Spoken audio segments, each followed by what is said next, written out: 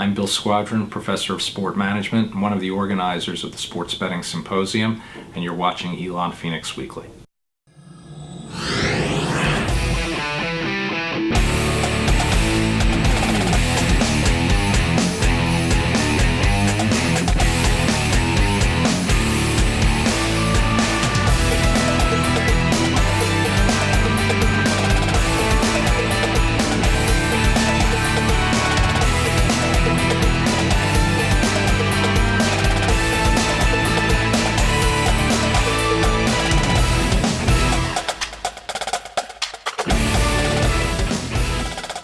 Hello and welcome to this special episode of Elon Phoenix Weekly on the road. I'm your host, Tellier Lundquist. This week we are covering a special event happening on Elon's campus. For more on today's show, we go to Emmanuel Tobe, who's reporting. Emmanuel, where are you right now? Thank you, Tellier. We are here in front of the beautiful Turner Theater as Elon Phoenix Weekly is covering the Sport Management Symposium put together by the Elon Sports Management team. There are a lot of important guests here, including people from NBA, people from NASCAR, the PGA Tour, and others. But to talk about really why everyone is here, I sat down with Professor Bill Squadron. Hi, I'm Bill Squadron, Professor in the Sport Management Department at Elon. And we in the Sport Management Department conceived of the idea of holding a symposium on sports betting because once the Supreme Court removed the ban on sports betting last year, states have begun to move aggressively to allow their citizens to bet on sports, whether it's football, basketball, baseball, tennis, golf, or anything. And this is going to be a transformational part of the sports industry as we go forward. There are many legal, regulatory, and business issues that will affect how this industry emerges, but it will become a multi-billion-dollar industry very quickly and will have a profound impact on sports consumption and sports operation. We invited and managed to attract a star-studded array of experts from around the country to talk about these issues: legislators, people from the industry, media, sports, leagues, lobbyists, to come and talk about what the issues are as the industry goes through transition and begins to embrace sports betting.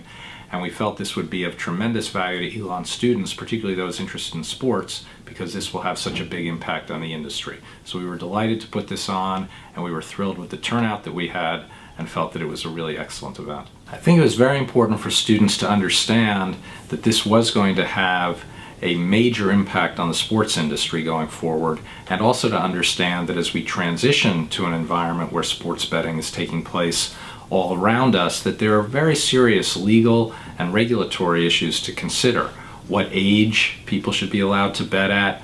Should leagues have a percentage cut? What about sports gambling addiction? All of these issues are things that need to be addressed as we move toward a legalized, regulated environment. It's very important for Elon students to understand the nuances and the challenges of moving to a completely new industry sector when these things happen. It's very rare when you're at the dawn of something new like this, and it's a great opportunity to learn about the challenges and difficulties of making it work in the right way. One important speaker here today is David Stern. David Stern was the former commissioner of the NBA for 30 years. Stern helped facilitate a period of growth within the NBA, including establishing 7 new franchises, 2 other leagues, the WNBA as well as the NBA Developmental League, and increasing the revenue 30-fold. David Stern spoke a lot, and we got a chance to sit down and speak with him as well.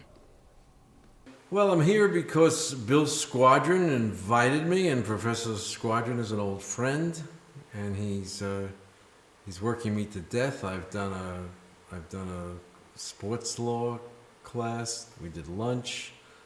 I did a sports technology and media event, and here we are for sports betting.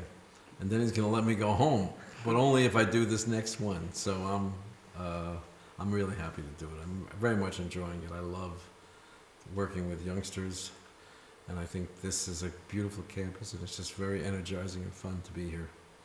So talk to me about time-wise. So why is it important for us to have this symposium right now? Well, I think that the symposium is on sports betting, and sports betting is about to become a big deal. It's going to affect everyone's life. It's going to take a while as the rollout occurs, but it's going to be I don't know if it's in 7 or 8 states now, but it's going to be in 27 or 28 states in 2 or 3 years. And it's going to figure prominently in the broadcasting and description of games. So it's something that we should be up to date on, and I think what Elon is doing here is very important. And I guess final question is, as a student, what do you want us to take from this symposium? I want you to learn, to absorb, read, listen, hear, watch, and do everything that's going to make you an expert, so to speak, because that's what we need, is more experts. And that's what's great about the sports management program at Elon. You know, the problem is it's a lot like don't drink and drive. The beer companies are big sports sponsors, and some percentage of their advertising is a good friend doesn't let a good friend drive. There's going to have to be something that's equivalent or more with respect to the possibility of sports gambling addiction, because it's out there. The addiction of betting, I know, people that bet on lotteries and are addicted to it. I'm sitting in I shouldn't say this, I was in a liquor store in Vermont, and someone comes in who was obviously a regular and says, "Okay, Joe, give me 20. And all of a sudden, the machine starts popping out. It's clear that this person comes in from time to time and regularly bets $22 bets. I don't know what the amount was. It was more than $1. And that's a little bit of an addiction, I think. Not a little bit. That is an addiction. And you have addicted people betting lotteries now as well. I think that sports has the capacity to shine a light on that and be constructive about it, because it happens throughout society, which happens to be another lecture that I give on sports and social responsibility. And I think you should be harsh in your judgments of sports leagues if they don't do what you suggest they should do. Do you think that conversation is being had now by the people who are developing that? Yes, I think so. I think they're quite aware of what has to be done. Well, they're quite aware of the issue, and they have to address it exactly. The precise means I think, is up in the air right now. There are very few states that currently have legal betting. And as you can figure, and all of the projections, except in New Jersey, have not been met by a large measure. In Mississippi, in Rhode Island, in West Virginia, I can't remember where else, but it's going to get uncorked, so to speak, and it's going to pick up steam. And I think the sports leagues are up to the task. And I can remember when Bowie Kuhn was then the commissioner of Major League Baseball, said to a minor league team in Las Vegas, "You're not allowed to have a sign up or a banner up in the outfield promoting an arena." And the evolution of each league differently, but our evolution was, we didn't used to allow our teams to advertise or have sponsorship with casinos. Then we said, okay, you can do it for the hotel that's associated with the casino, but you can't say casino. You can just say the Wynn or something like that. And then we said, but you can't show dice or anything, or cards. I mean, we were slicing as much as we possibly could. And then finally we said, why bother, go ahead and allow the advertising. And that was the main focus of Mr. David Stern's keynote address today. Back to y'all in the studio. Thanks, Emmanuel. When we come back from break, we'll introduce some of the panelists here and have a special sit-down segment with a group of Elon students to hear their opinions on what sports betting could mean for the future of sports. Lifted to center over the head of Giacchino.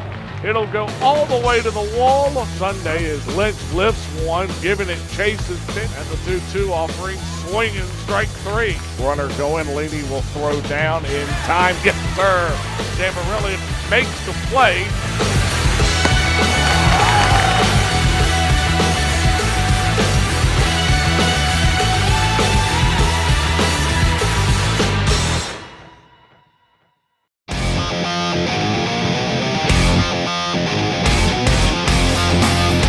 one-on-one situation.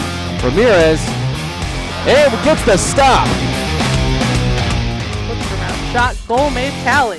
Sinakori looks, bounce shot, goal!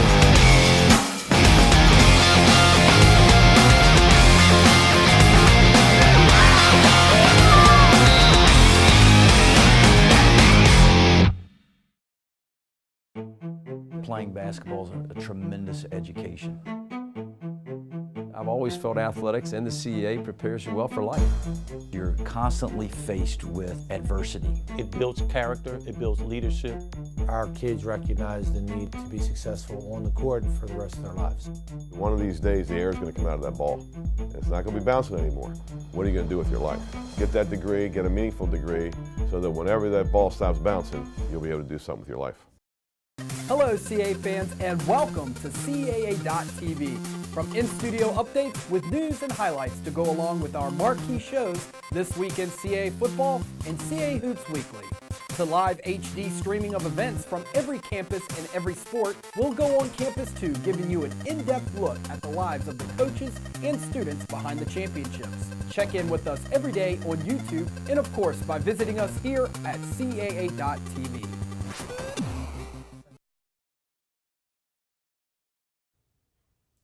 Welcome back to this very special episode of Elon Phoenix Weekly. We have Emmanuel Tobe reporting from Elon School of Communication, where Elon's Sport Management Symposium is taking place. The event is focusing on sports betting in North Carolina after the North Carolina Senate passed a bill that would allow betting on college and professional sports as well as horse racing. To speak on this topic, the Sport Management Department got a variety of guests and panelists to speak from different perspectives. Emmanuel, tell me about some of the panelists we have here today alongside David Stern. Thank you, Tellier. We have a wide variety of panelists from all over the country, including people from the NBA, NASCAR, PGA Tour, as well as the American Gaming Association. One of our panelists, Monica Fee, is actually an Elon alumni, graduating in 2004. She spoke a lot about coming back to Elon as well as her experiences in the field and what she's hoping that students get out of this symposium. I think symposiums like this are great to open up a topic for discussion. I think that people bring different perspectives to the table, and it's a great chance to have conversations on different sides. Yeah, so I think it's important to offer sports management at Elon because there's a lot of opportunities in the sports industry at large. You can go work at a team, you can go work at a league, you can work in corporate communications through PR, you can take the path I did, which is to work at an agency and property sales and generate sponsorship revenue. So there's a lot of opportunity out there, and I think it's an industry that is lacking in diversity as well. So I am all about advancing women in the industry in particular, and changing the face of what it looks like.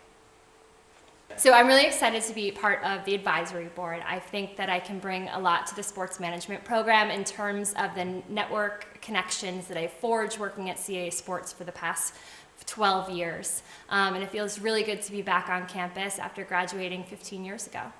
Fee is a staple in the sports industry. In 2017, she was recognized by Adweek as one of the most powerful women in sports. Thanks, Emmanuel.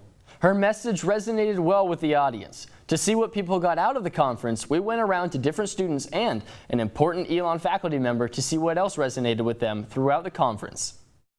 Hello, ladies and gentlemen. Thank you for that great introduction. I'm here with Alex Hager, just to give me some of his thoughts about the symposium. So, what are a couple of things that you got out of the event so far? One thing that really spoke to me about this event was just the opportunity to understand a lot of different aspects of the sports business. I'm not a sports management major myself, but I know a lot of the people here were. I'm someone who's worked a little bit in sports media in my past, and it's really interesting when you're thinking about sports media to kind of know where the money's coming from. And talking about sports betting, knowing a lot about in the future where the money's going to come from. I think there's so many complexities to sports betting. You talk about the legal hurdles, you can talk about the ethical hurdles, you can talk about comparisons between how it's operating here, where it's just kind of emerging onto the market, and how it operates in Europe, where it's a really established part of the sports viewing experience. There's just a lot of angles to talk about sports betting, so it's interesting to hear a little bit of conversation about all of them. And was there a panelist or a speaker who said something that really stood out to your work as, working in sports media, as well as just your interest in sports in general? I wouldn't say there's a particular panelist or a speaker. One thing that stuck out to me a little bit was It rubbed me a little bit the wrong way to hear about all of this being commodified so much. As someone who grew up just watching sports, listening to Yankees games on WCBS 880, I understand a little bit of advertising here and there. I understand a little bit of, go drink a Pepsi after you're watching baseball. But talking about kind of packaging the content and having the dual screens and talking about increasing revenue flows and increasing engagement so it makes the TV contracts more valuable. As a sports fan who just wants to go and watch a baseball game, it rubs me a little bit the wrong way to know that my eyes are being treated as such a malleable commodity, and that some people are really vying for my attention so that they can boost their profits like that. Okay. Again, thank you so much for voicing your opinion. Hello, everyone. I am here with Emily Epstein. So, Emily, what brought you to this conference? So when I first heard about this, I thought it was kind of like a once-in-a-lifetime event. I mean, David Stern was coming all the way to Elon to talk to us about sports betting, which is a new and upcoming thing in the sports industry that's going to take off like crazy. And by the time I hopefully get a job in the sports field, it will be such a large thing that's so important to know about. What has been said that has really resonated with you, or kind of your career goals? So I've always wanted to go into like social media or technology with sports, and they were talking a lot about how important technology is going to be in the sports industry and how it's almost going to like change the whole industry into all these new advancements and have all these new ways of watching a game rather than just sitting at the stadium. All right, thank you so much for your time. Hello, everyone, and welcome back to Elon Phoenix Weekly. I'm here with an exclusive interview about Dean Ford just after the Sports Management Symposium just ended. So can you tell me, I guess, the basis of why creating this event is so important for Elon? I think it's very important for Elon to be a center for dialogue on important issues that are facing the state and our nation. And sport betting is one of those. There's a lot of social ills that come along with that concept of betting, with addiction and things, but there's also opportunities for revenue and facing the reality that it's happening. So why not have Elon be the focal point of having this conversation? Mm-hmm. And kind of what is the goal, or what are you kind of hoping that students get out of, an opportunity as great as this? Well, the important thing at Elon is engaged learning. And so our sport management students were involved in selecting what the topic was going to be. They helped to select the panelists. They contacted them. They did everything from food to tickets to the program, the promotion. So they learned from planning into evaluation on how to do a special event, and particularly dealing with high-profile individuals from David Stern to local legislators. Each have their own personalities, how to work with them. So this was really the best part of engaged learning, is trying to take an issue and actually implement a program like this. And even people from the community paid to attend, so it was a little bit of revenue to help cover the expenses. And why is it so important to get people like David Stern? We had 2 members from the North Carolina House of Representatives. So why is it important to get people with experience and just, so high up in terms of things that they're doing for the sports industry?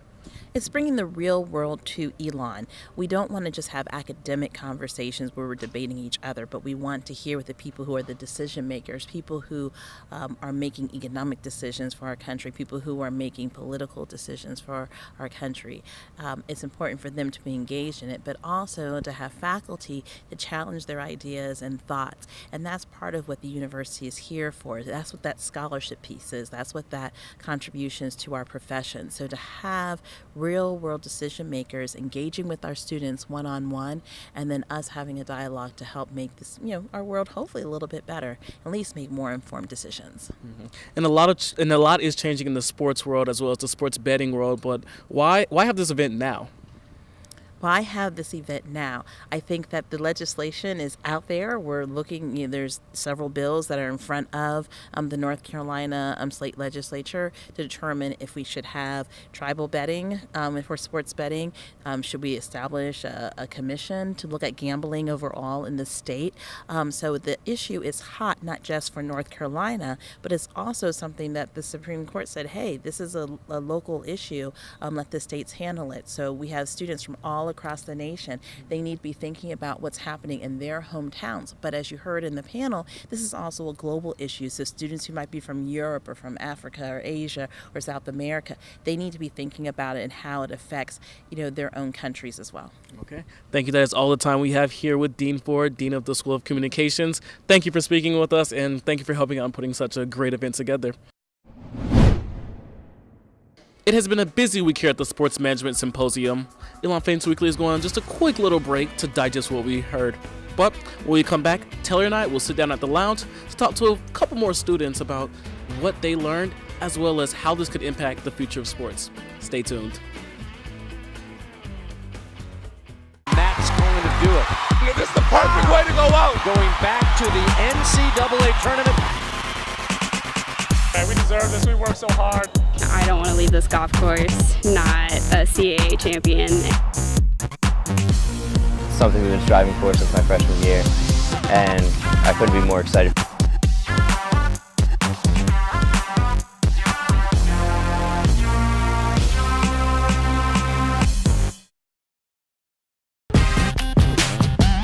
Lifted out toward right on an elevated off speed. This one will fall off the top of the wall. The Phoenix is on the board. Will it drop? What a play by the shortstop, Hannah Olsen. Swing and a miss. And that is a nice 5-4-3 double play. Shutt drives this one out to left field. Backing up. This one is gone. Tie game.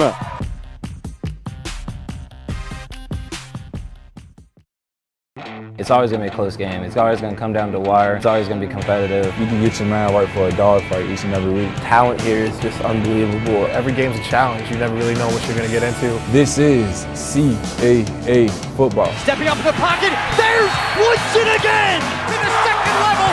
Touchdown, Stacey Bedell. Week in and week out, teams compete at the highest level. There's never a week off. I just look forward to the challenge every time we play a CAA team because we know we're going to get their best.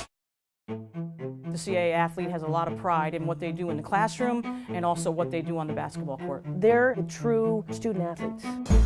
You learn not only what's book smart, but you also learn, how to deal with people, how to bring out the best in them. Every single day, you're challenged to do something great.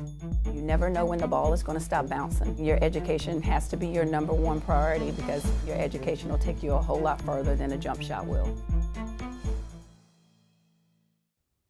Welcome back to Elon Phoenix Weekly. I'm Tellier Lundquist, and I'm joined by some special guests, Gentry and Emmanuel Tobe.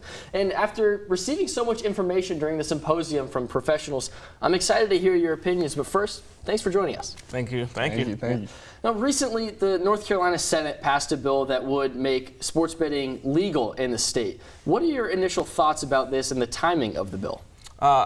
For me, I'm honestly excited. I'm really excited to see kind of where this goes. It was just passed through the Senate, so the House of Representatives is going to have to look at it and kind of have a vote as well to see what they want to do with this. But to me, I'm excited to see how this will affect sports in North Carolina, as well as just how it will affect, sports in general. You look at kind of the wave of, a lot of states. First of all, they're now allowed to kind of pick and choose what they want to do with it. I can see how that can cause some issues with some different states deciding different things, but ultimately I'm seeing a real wave in the future of sports betting, as well as just the future of seeing what we can do with sports regarding playing and watching as well.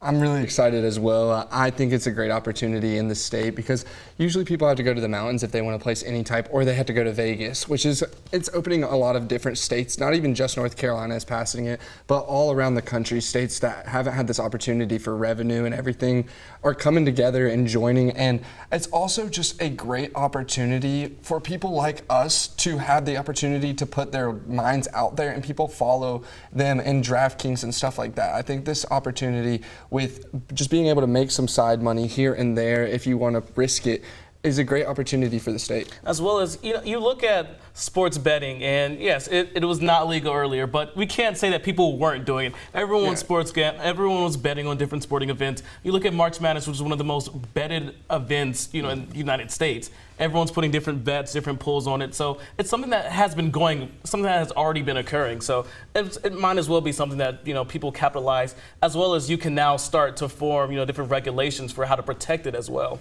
Right, and you mentioned March Madness, and we all know it's a collegiate basketball tournament. And so being collegiate and professional with the new bill, do you think that compromises the integrity of any of that?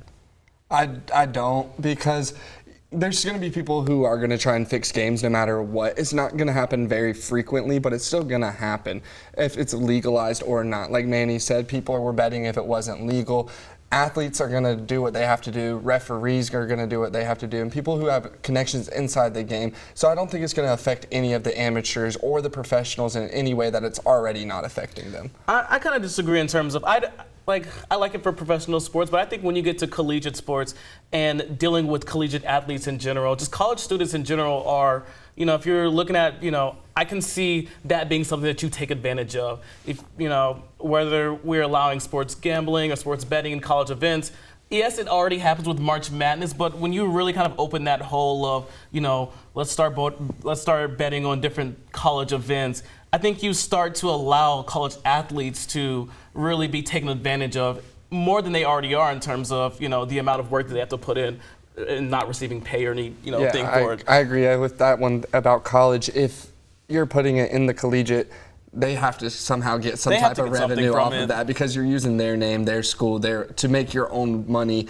and it's not just the NCAA at that point. It's everybody. I agree 100%. Right, so the inclusion of the collegiate sports into this new bill kind of brings in that extra factor of collegiate players being paid separately. But Drew, you mentioned referees and players doing this, and Tim Donaghy, a former NBA referee, he stepped down as a referee because he was investigated and found guilty of fixing games that he was refereeing. How do we avoid a situation like this now? It's hard to avoid a situation like that because, like I said, there's bad apples in every bunch. You can't do this and expect everybody to be perfect, because some people get greedy. But you just have to have an oversight. You have to make sure that you're controlling your referees and telling them exactly what is going to happen to them at this point in time if they get caught. Because now that it's legal everywhere, in this world, it's so open. Everything is so open now. They're not going to be able to cover it up, so it's not going to be able to hide away in some place. And just these referees just have to learn that you can't do that. I mean, and going back to in terms of the difference between the states passing as well as federal government, I think one issue that you have is, you open it up to, incidents occurring with, different athletes and different, officials when you have states who are passing this regulation, because there's not like an entire body who is, covering the entire thing and seeing what's going on. With different states comes different laws, comes different legislations, and comes different kind of expectations of how sports betting should happen. So when that happens, when you're crossing different places and when you have a bunch of different things, that's how people are able to find those loopholes and find those ways to bend those rules just a little bit to get what they want out of it. Yeah, so do you think involving the referees and the players, as it is so open, as you mentioned, do you think that is an additional factor to the integrity, as we mentioned? Absolutely, but I don't think that players or I don't think anyone involved with it should be able to sports bet, but I do think that is definitely something. And looking at like college athletes as well, and I can really see that being somewhere where people take advantage, where people are telling college athletes, especially those who, have to provide for their family, their brothers or sisters, hey, if you, throw in this game, we'll slide you some money to support your family, things like that. I really see that being taken advantage of. Yeah, a lot of more improper benefit situations could arise just from the legalization of being able to gamble, because college, there's so many games going on at one time. It's so hard to pick up on everything that is going on. And if there's a football team in college, it's 100 players. About 40 of them might see the field in a game. You can easily slide one person in and say, make a play that is significant, because one play can change the outcome of a game. Absolutely, absolutely. All right, well, that's all the time we have, guys. Thanks for joining us. If you missed anything or want to watch it again, catch us on YouTube at youtube.com/Elon Phoenix Weekly, and go to elonphoenix.com to check out upcoming events for Elon Athletics. Don't forget to tune in next week for another exciting edition of Elon Phoenix Weekly. On behalf of all the crew, I'm Tellier Lundquist. See you next time, and go Phoenix.